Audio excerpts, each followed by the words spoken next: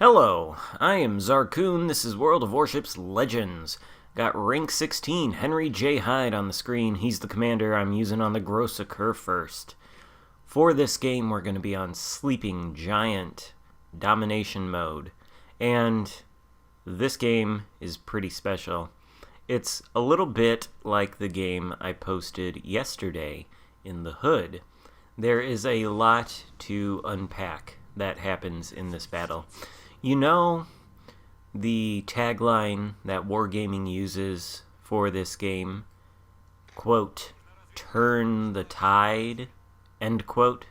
It's not just a cute little saying meant to inspire you to go out there and wreck some boats. No, sometimes it actually happens.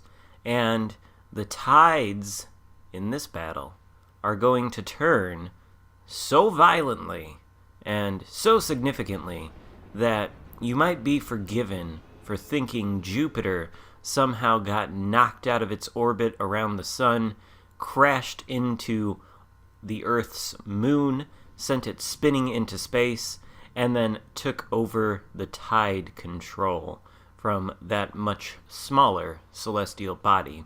Yes, things are going to be absolutely insane in this game, and I don't say that as a means of generating, clickbait anticipation or whatever. No, this game is just legitimately crazy. But it's a relatively slow burn. The crazy stuff doesn't happen until closer to the end, and that's where my grosse Kurfürst comes in. For now, though, let's take a look at the mini-map.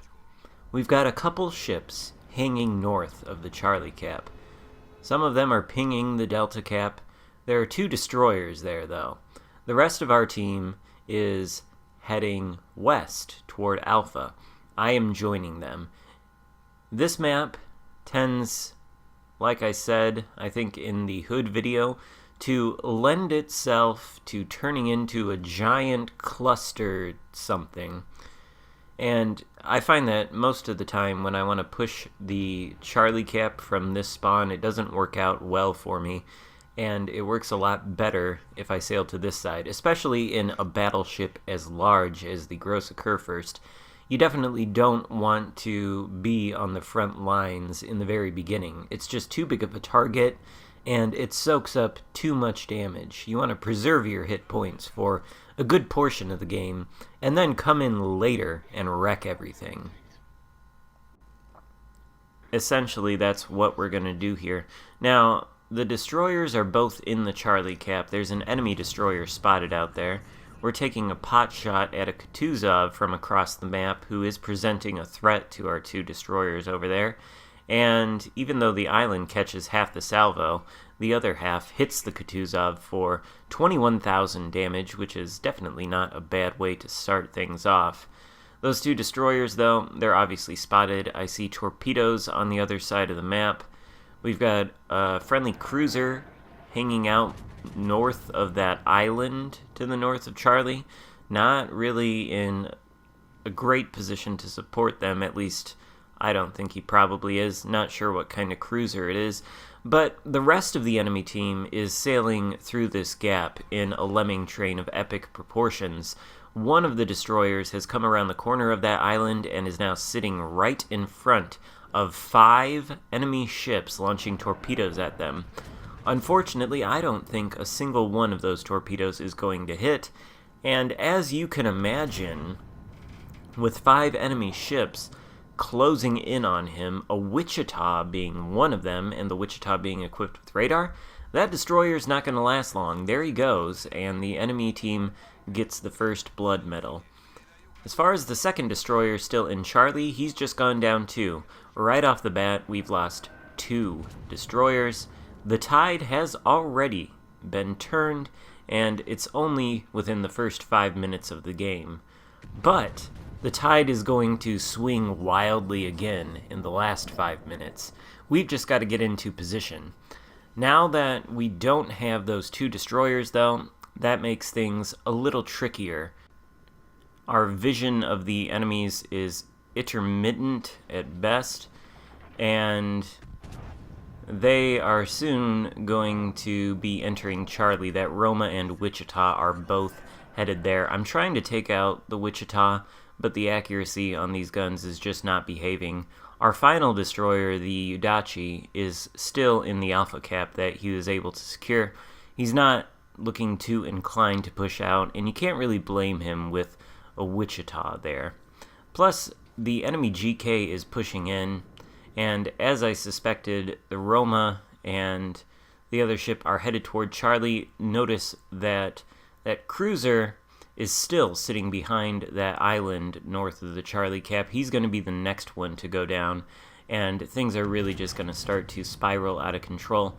Taking one last pot shot at the Roma before he gets away. And now I'm going to train my guns on the enemy GK over here. Hopefully I can sneak a shot over this island by the time the guns reload.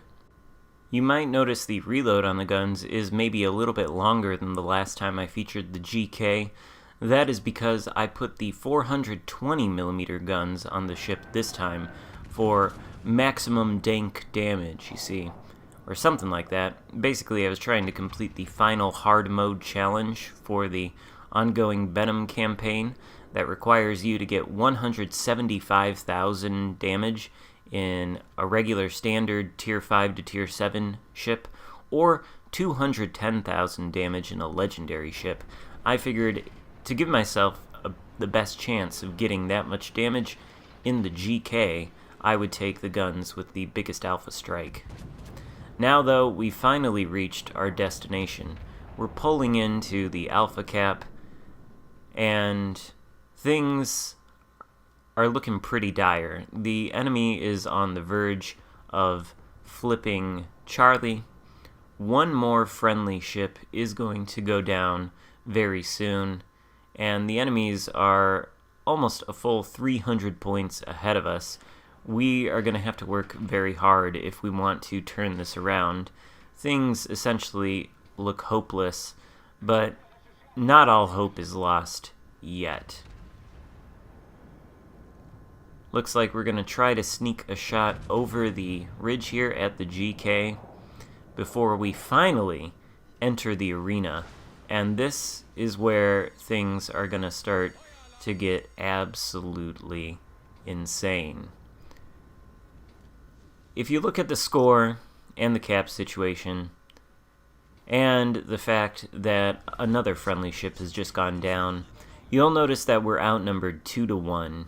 We have 4 ships left on our team, of which I am one, versus 8 enemy ships. They still have 2 destroyers, they have 3 capture points. The only way they could possibly screw this up is if everybody on their team loses their minds for a minute and makes mistakes in a collective fashion on a magnitude that is not too often seen in this game, but that's just what they're going to do.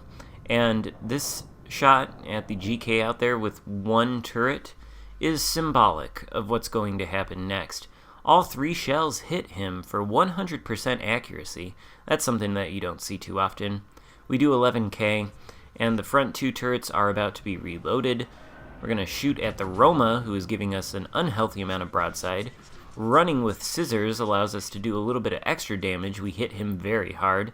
And it looks like we're going to sail out of the arena here, but we're not. We want to make sure that we don't, because there are 2 enemy destroyers there, after all. They are unaccounted for, and we don't want to get hit by torpedoes.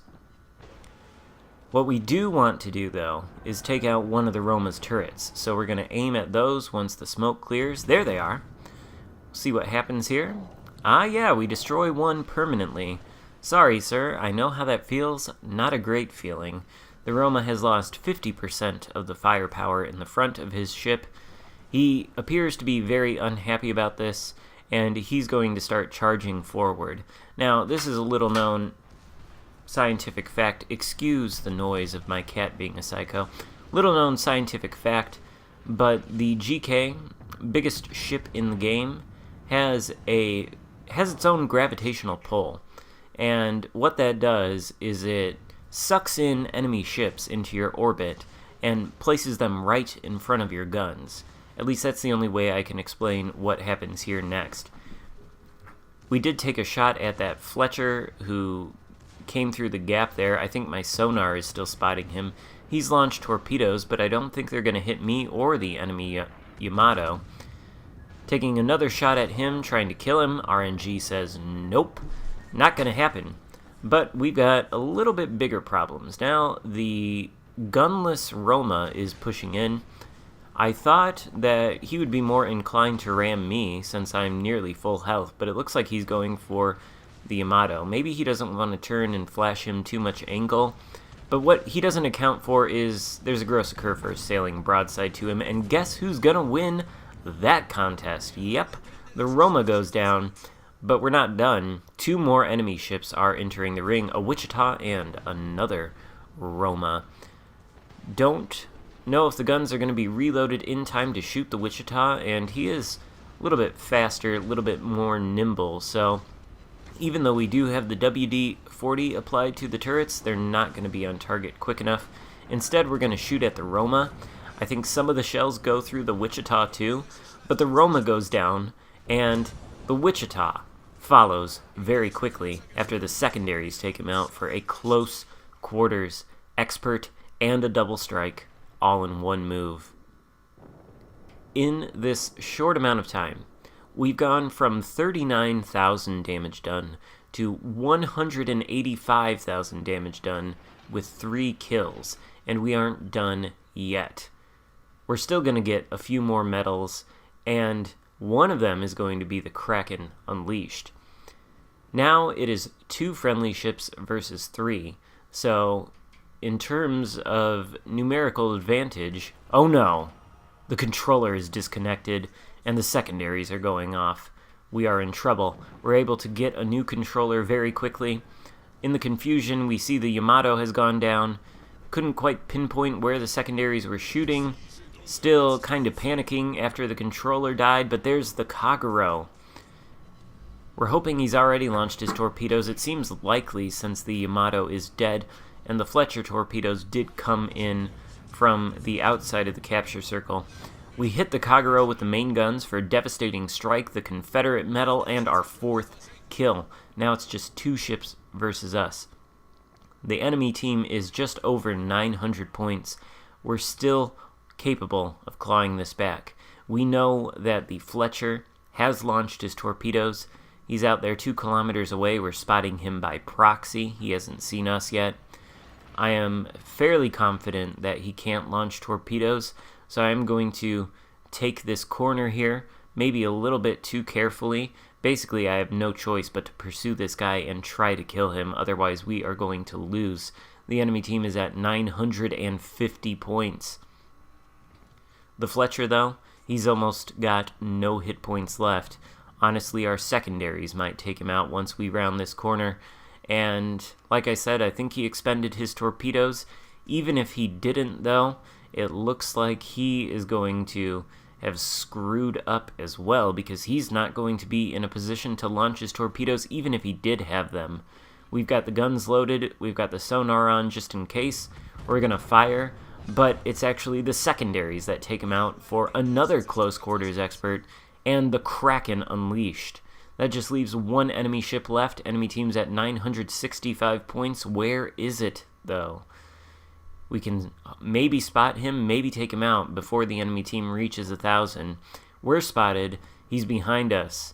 And like I said, the WD-40 is applied to these turrets, but they're not going to turn quick enough, and he's going to slip behind the island and go unspotted anyway. The enemy team is going to reach 1,000 points before we can fire another salvo.